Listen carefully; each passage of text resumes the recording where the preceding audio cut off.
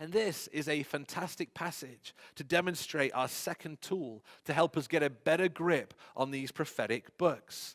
And that is to see the prophets as poets. The prophets as poets. Now, poetry can be a difficult genre to follow along with, even in our own day. Just out of interest, with a show of hands, who here regularly reads poetry? I see one hand go. There's one in the first service as well. That kind of proves my point. Most people don't read poetry in our own day. And so we're not used to that form of literature. We're not used to that form of communication. And as we said, this is one reason why we can find the prophets hard to read. So let me give you a couple of tips on reading these prophetic works as poetry.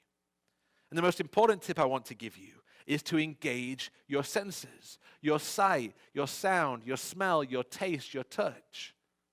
When we read poetry, it's meant to invoke the emotion centers of our brains, and that is done through interaction with our senses.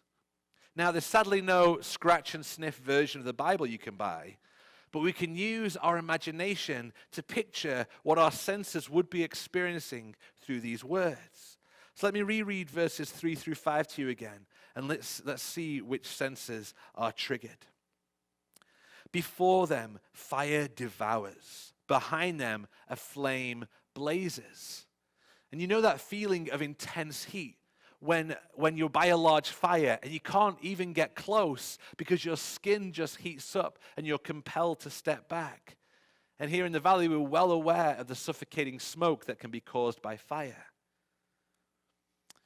Before them, the land is like the Garden of Eden. Behind them, a desert waste. Nothing escapes them. Just picture that for a second. I don't know what comes into your mind when you picture the Garden of Eden, but I feel a gentle, cool breeze blowing on my face. I imagine the sweet scent of flowers and grass everywhere. I imagine so much green from the trees and the bushes and so much color from all the flowers and fruit. And Joel is exaggerating. He's using hyperbole saying that the land looked like the Garden of Eden before this army comes. But he's trying to trigger those senses in our brain. And it says behind the army, all that's left is a desert waste. And we can picture that, can't we? If you've ever driven through Death Valley or Mojave Desert in the summer, you can imagine what Joel is describing. Verse 4. They have the appearance of horses. They gallop along like cavalry. And here, Joel's calling them to engage their senses of sight. This vast army looks like horses galloping toward them, moving swiftly and strongly to attack them. Verse 5, with a noise like that of chariots, they leap over the mountaintops, like a crackling fire consuming stubble, like a mighty army drawn up for battle. And here he's calling us to engage our sense of hearing, the noise of chariots, the rumble of those wheels, the noise of crackling fire consuming stubble. All these phrases are meant to paint a picture in our minds, not just a still, frozen picture, but a living, breathing, smelling, sounding, moving picture in our minds so that we can almost feel what the prophet is describing. In this sense, the prophets are not just covenant commentators. They are covenant color commentators. And I only just learned what a color commentator was a couple of weeks ago from Nick in our teaching team meeting. And in case, like me, you don't know, a color commentator isn't someone who commentates on the ESPN painting network. I mean, imagine that for a channel. He's dipping his brush on the palette, and he's picked red. His first stroke is red, and he's going back for a second, and it's blue. That would definitely make the Bob Ross show a lot more interesting. And he's painted some happy little trees. That is classic Bob Ross style. But a color commentator is a sports commentator who adds the emotion into the commentary and puts it in the bigger picture of that game or the season or that player's career. And so the prophets are not just those who plainly say that these problems happen to them because they've broken covenant. They don't just say, you broke covenant with God, the locusts and army have come, stop doing it. They are poets who use words to paint an emotional picture in the minds of the people. So not only do they understand it, they also feel it. And to give you a bit of an insight into Hebrew poetry, which is what the language written in, that often you'll find in the Bible, Let me tell you about the most common poetic device used by Hebrew poets. You'll find it throughout the prophets, but also in other poetic writing in the Bible, like the Psalms and the Proverbs use it all the time. And it's called parallelism.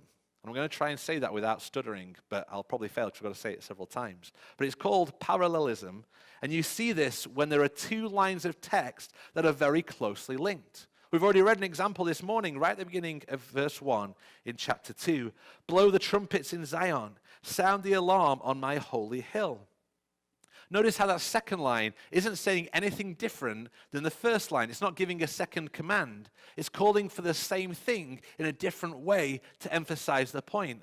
Blow the trumpet, sound the alarm. That's the same command. And doing it in Zion or on the holy hill is referring to the same place, which is Jerusalem, the hill where God's temple was. And so parallelism is used over and over again to emphasize things. And there are different types of parallelism to emphasize different things. This first example from Joel chapter 2, verse 1 is called synonymous parallelism, because the second line is saying the same thing, just in a different way. But you can also get antithetic parallelism, or what I prefer, opposite parallelism, where the second line says the opposite of the first line to emphasize the difference. It's kind of like how a cookie tastes even sweeter if you put a couple of grains of salt on your tongue before eating it. The contrast emphasizes the sweetness.